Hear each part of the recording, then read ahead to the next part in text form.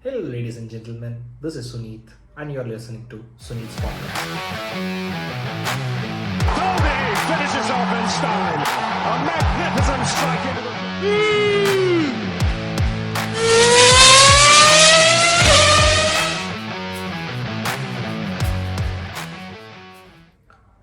Today, we will be looking at the India tour of England's Test series, the squad for the Indian Test series for the Indian tour of England.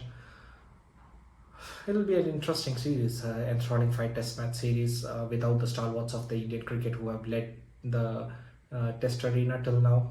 Both Rohit and Virat have announced their retirement, and there are several videos which I've already spoken about how India will miss them. Let's not dive into that. They've already announced their retirement, so we'll have to look forward to how the new Test team performs. It will be under the leadership of Shubman Gill. It is a very interesting choice.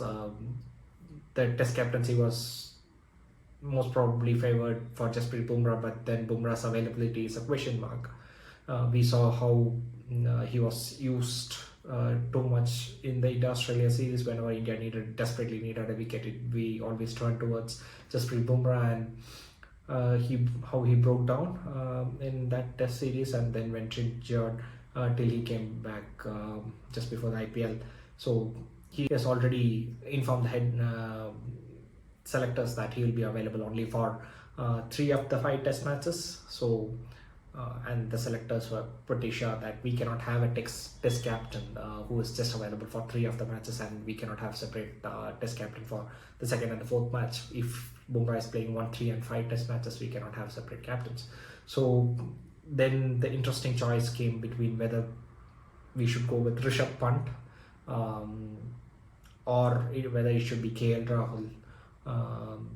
KL Rahul's consistency has always been a question mark. He has always had a one good innings in every series he has played, but then his form usually tapers out towards the end of the series, and he's yet to cement his position completely in the squad. He looked fluent in Australia. He was one of the very few batsmen, along with Yashasvi Jaiswal and Nitish Kumar Reddy, in the series, who looked quite comfortable facing the Australian quicks. But the number of runs he scored remained lesser than what is expected of him. So now that the seniors have moved on and he is now the second senior most person in the team, it is expected of him to actually guide the team, score in the runs, cement his position for at least for the next 4-5 years before the next crop of new gen of players come in and take their position in the squad. So let KL Rahul take care of the batting, is what the selectors might have thought about. Then it was all about Rishabh Pant or whether it should be Shubman Gill. Shubman Gill is he is always considered as the next superstar of Indian cricket, along with Yashasvi Jaiswal. Is Jaiswal a captaincy material? We haven't seen him captain a side in any of the formats he have played. Even in under 19, he was not the captain. So it will be an interesting choice. But Shubman Gill, he has captained Gujarat Titans for 2 seasons now, and the current IPL season he has taken them till the semi-finals, which was interesting. But how he will be handling a Test team in a Test series, that too as big as a series like the one in England, it will be a very interesting choice. Or else they could have gone for Rishabh Pant. Rishabh Pant as a batsman has been phenomenal in Test. Even as a wicketkeeper batsman, he has been phenomenal in Test series. One of the few bright sparks in the away series that we have. His innings is both in the last England as well as the BGT tours that India had down in Australia have been phenomenal. But he has always been mercurial, and his form with the Lucknow Super Giants wasn't up to the mark, and probably whether his non-selection of the Test his non-selection as the Test captain, did it impact his performance? Might have. So the selectors have gone with Shubman Gill. It's a futuristic choice. Many of the fans wanted Shreyas Iyer to be in the team, but he was not even looked at as a player for the whole squad, not even for an India A squad, which came as a surprise. Rest of the team picked itself. So we'll see how Shubman Gill captains. Looking at India's squad, it will be Yashasvi Jaiswal opening the innings, probably along with KL Rahul. Now that there will not Rohit is no more in the team, KL Rahul should be the opener, at least for the fair future. He will probably have his chance of finalizing his position in the side, and once he does that, let's see if he fares well there. We also have Shubman Gill playing at number 3 in BGT. Will he play the same role here, or will it be Karun Nair? I expect Karun Nair to be playing in at the number 3, at least for the initial few games, and Shubman Gill to slot in at number 4. I would not be surprised if the roles are reversed and Shubman Gill plays in at number 3 in his very usual push that he has been playing for the last few series, and Karun Nair comes in at number 4. Karun Nair is a very interesting choice. He was dropped after scoring a triple hundred. Very few players. I don't remember any other player who had that fate. Once he scored a triple hundred in one of the matches and then gets dropped for the next series. He was there in the squad for the last English tour, but the selectors and probably the captain Virat Kohli at that point of time did not feel that he was playing well enough to play in the English conditions. He went back to domestic, played some good knocks, kept knocking at the selector's door, telling him that there is a player like me, look at me, I have been scoring lots of runs. And finally, they had to give him a chance with all these retirements happening in quick succession with Ashwin, followed by Rohit, followed by Virat. So team needed a few of the senior folks in the time, and Karun Nair is a senior folk. He may not have the experience of all those roles, but he has been around the circuit for a long time and he knows his worth, and he might contribute really well to the series. So he probably will play in at number 3, number 4. Between Gill and Karun Nair, I expect them to slot in 3 and 4. The number 5, Rishabh Pant. It's an automatic choice, and looking at the World Test Championship, how it has gone, if the top 3 can at least play out the first 25 overs, it becomes much easier to bat lower down the order. And if the conditions change and there is no overcast condition, if it is sunny and Rishabh Pant comes in at number 5 when India is somewhere around 200, 220, he can be the difference between the two sides. He can change the whole context of the match with just one session, one proper punt session, and India will be much ahead in that whole match. So Rishabh Pant at number 5. Number 6 will be a very interesting slot. I think the squad will probably go with the experience of Ravindra Jadeja. Looking at the number of runs he has scored as an all-rounder, it's unthinkable that a player of his stature is not getting the recognition it requires. He has been phenomenal with the bat in the last 3-4 years. If I'm not wrong, I think he is the second highest run scorer for India in the last 4-5 years.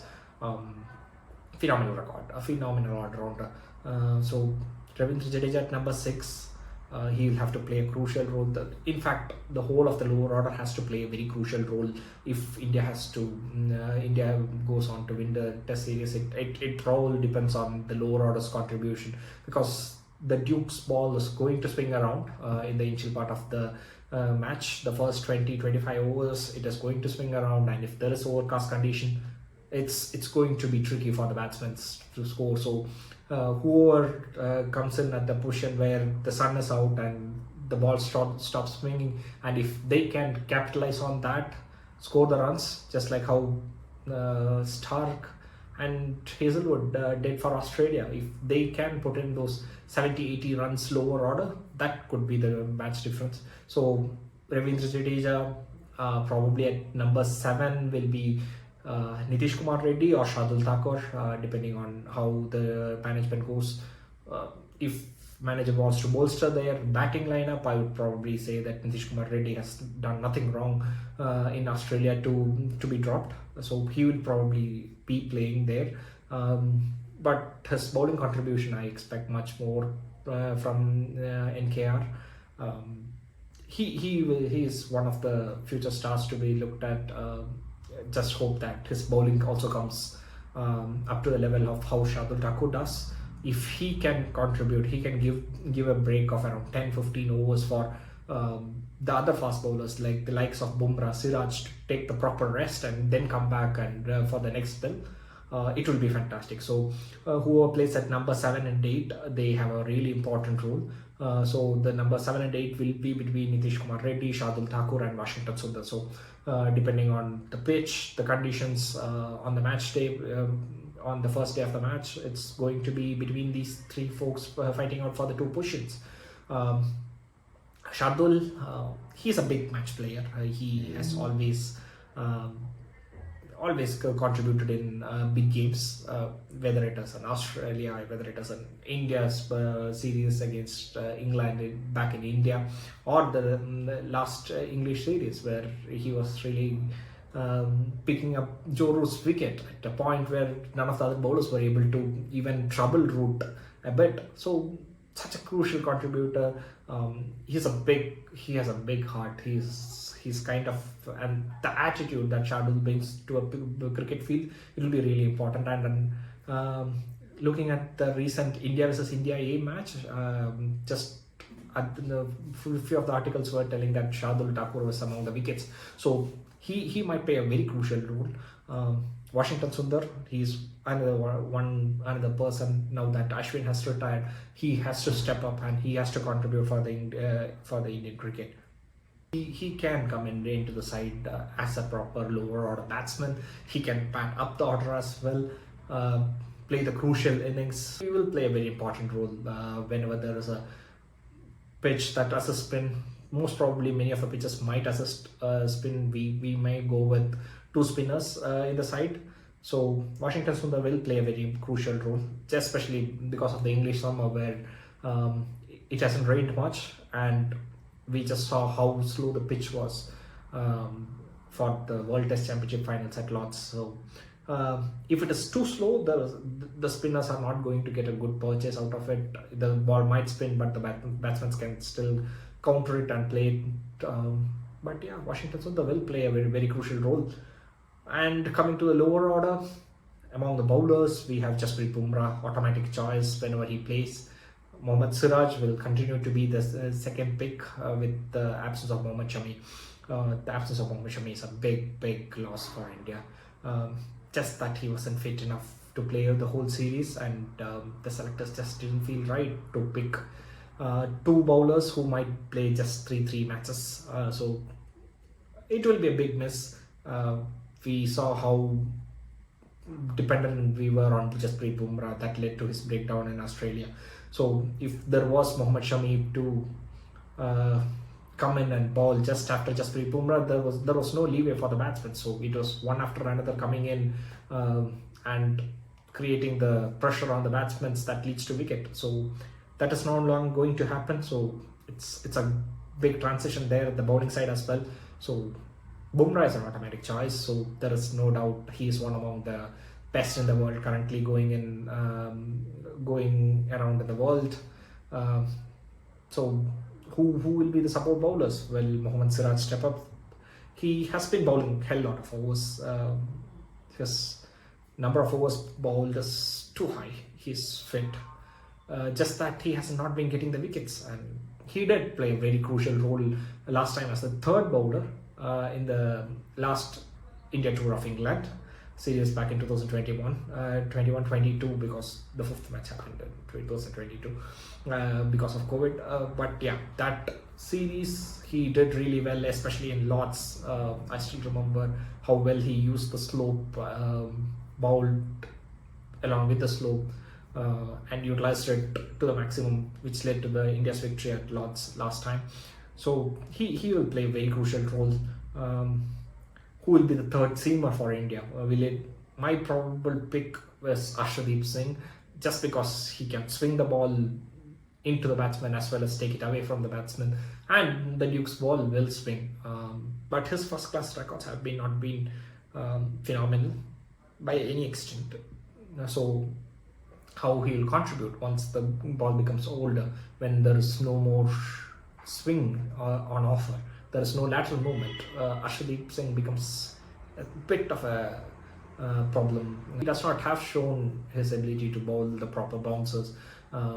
So will he start leaking runs at that point of time is a question mark. But I will still have Arshdeep Singh if the forecast is overcast for the majority of the days, and if there is a bit of moisture and green tinge on the wicket. Arshdeep Singh is going to be my pick. But yeah, the rest of the choices are also not bad. Akashdeep has done really well in the few chances he has got in Australia. He was unlucky for most of the part. He was beating the bat so much during the chance he got there in both a couple of innings there.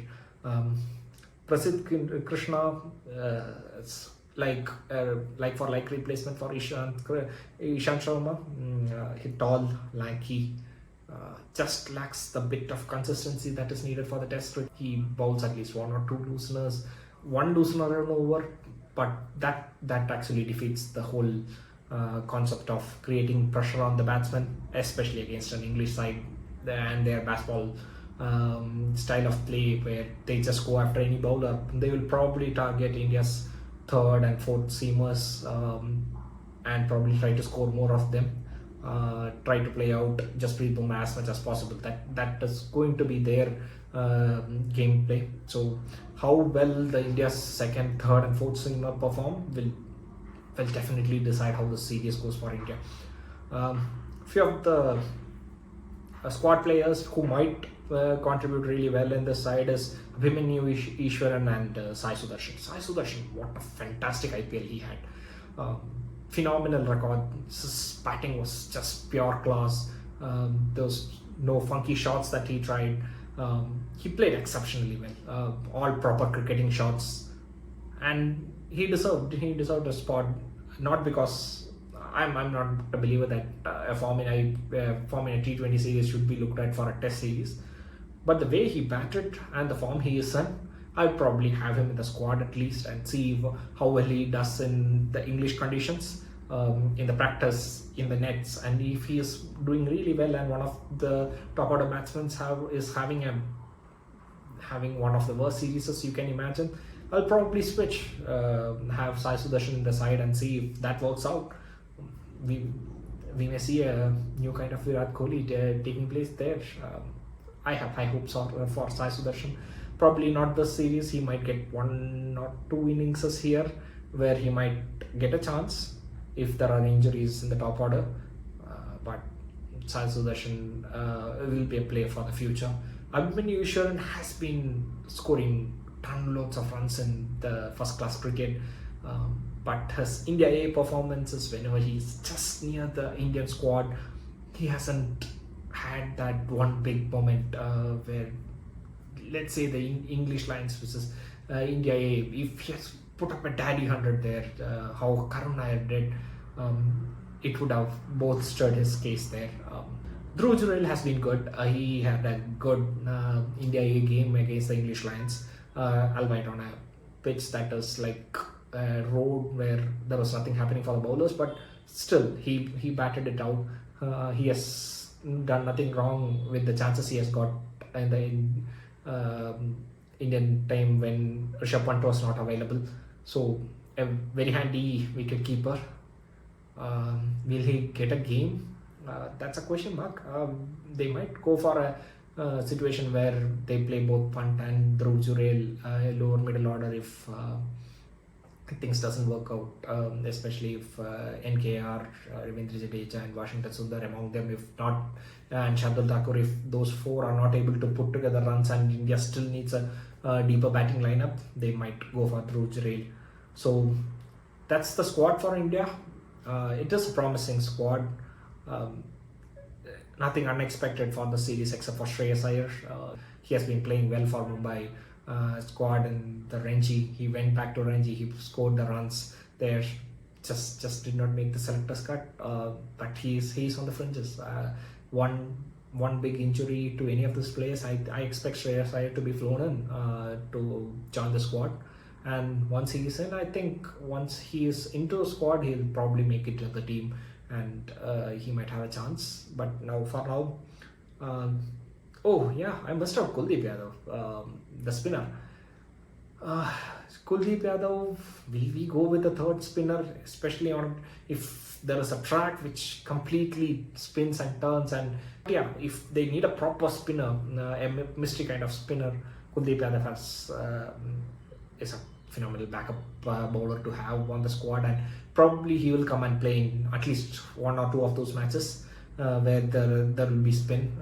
I expect Oval to have that player when Kuldeep can come in. Even Manchester, if it is not overcast conditions, Manchester historically have supported spin for fourth and fifth days. So probably if the team feels that we might need a second spinner there, and we need it as a proper spinner, and if they go with Nitish Kumar Reddy as a proper batsman, they might have Kuldeep Yadav coming in place of Washington Sundar, and it will be a very interesting selection at that point of time.